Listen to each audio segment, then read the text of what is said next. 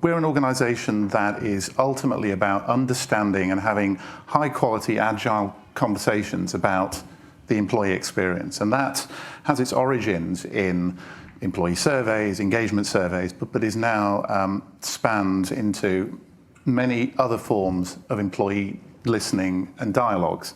And I just wanted to, first of all, introduce the concept of the overall approach. We are as interested as any of you here in the idea of what we can understand from diverse, multiple, clever sources of information. But our viewpoint on this is that it's only worthwhile, it's only not creepy, it's only valuable if it's helping you understand some fundamental things about what makes individuals and organizations effective and fulfilled. So it's about understanding the genuine human experience at work.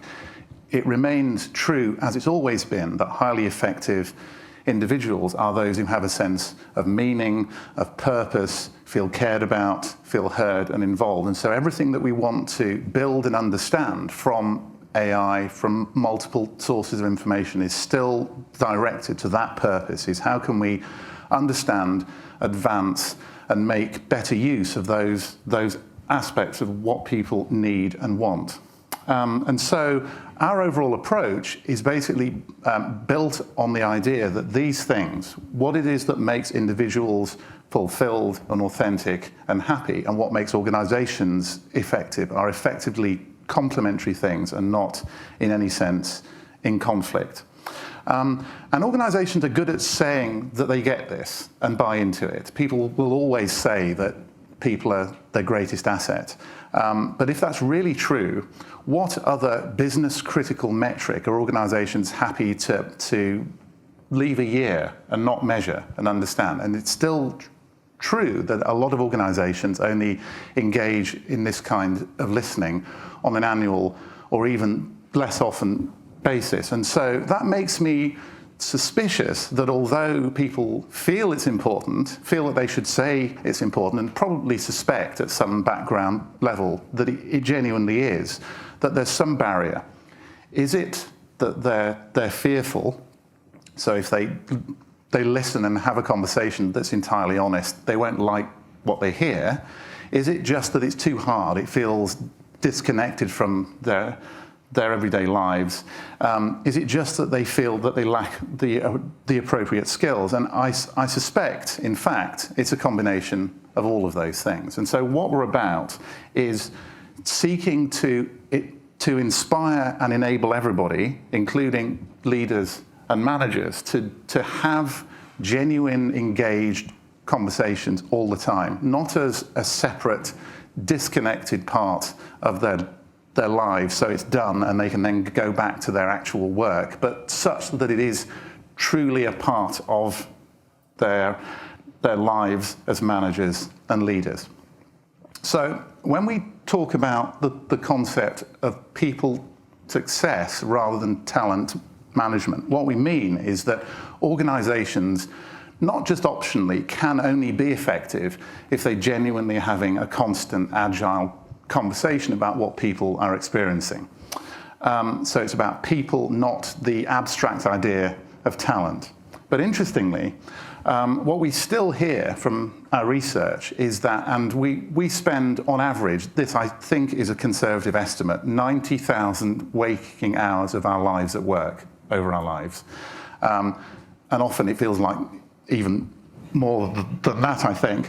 And yet, if a third of individuals are saying that they aren't happy at their organization, or they wouldn't actually recommend it, which I think is a synonym for unhappy, or they don't feel a sense really that it's their organization, something is missing. And this kind of information, I'm sure you've seen many, many times. If you compare highly engaged organizations with highly disengaged organizations, the impact that has on profitability, shareholder value, it's extremely strongly documented, and yet it's still not being implemented as often as it could be. And so we've wondered why that is. And what we're finding from leaders, from managers, and indeed everybody in teams is that they feel like it's too hard. By the time they get information, it's out of date. Or it's timely, but I can understand it's important, it's a tick box exercise, but I don't actually feel like it's a core part of my everyday existence as a leader, as a manager. It's a worthy exercise, or I just don't understand it. It's not intuitive, not my background. And so we've got this infuriating situation where the data is incredibly strong. We can all see it's really important. We all say it's important, but when it comes down to it, it's just out of reach. It's just a bit too hard for a lot of individuals. So we are approaching this from the angle that let's ignore if it's an engagement survey. Let's ignore if it's action planning in a box. Ultimately, having a conversation so you truly understand what your people need, feel, and want is at the heart of being highly effective as an organization. And what we're finding is that having an engagement conversation, a performance conversation, a growth and learning conversation shouldn't be separated things that just happen in silos, but should in fact have a unified objective and a purpose. So when we talk about people success, what we effectively mean by that is that we are allowing and enabling every individual to bring their best self to work every day, and tend to kind of use these sorts of words so that they can do their best work and also live their best existence as individuals, as people. And what this means is that the existing world in which engagement is a survey, it's in a box, there's a timeline, there's action goals, and then a performance conversation is all too often viewed as an opportunity to put people on a rating scale. It's backward-looking rather than forward-looking. And then a development, a learning conversation also is seen as a separate silo, is that is actually getting in the way of having a people success conversation. So what we mean by that is that these things are no longer discrete. So you might have a conversation with your people about how their role plays to their individual strengths, and that's a fit conversation. You might have a conversation about, are they clear about their goals and objectives? And that is an alignment conversation. You could have an enablement conversation about resources, the support that they have available. You could have a conversation about their impact. Is it meaningful? And then, of course, a deeper conversation about their learning and their trajectory as an individual. And that ultimately is a growth conversation. And we see that these pillars, these 5 areas, are critical to people's success, but can only operate at optimum effectiveness if they're being run together in unison.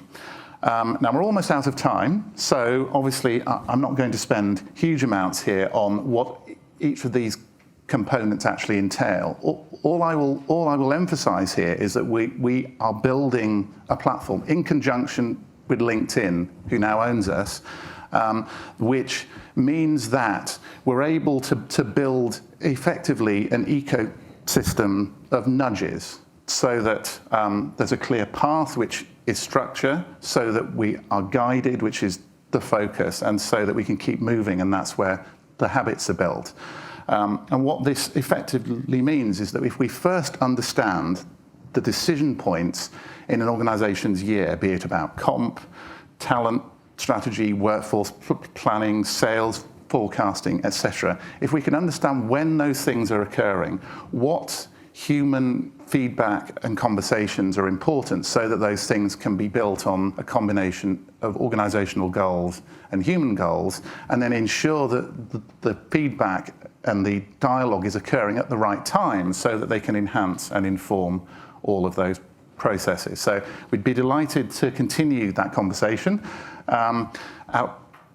outside of this, but ultimately these are the points that I wanted to leave you with, that people success ultimately hinges on having a conversation that doesn't feel like a separate HR box, but is a continuous thing, an agile thing, such that you understand the human experience in ways that are tightly aligned against what the organization is achieving over the cadence of their year.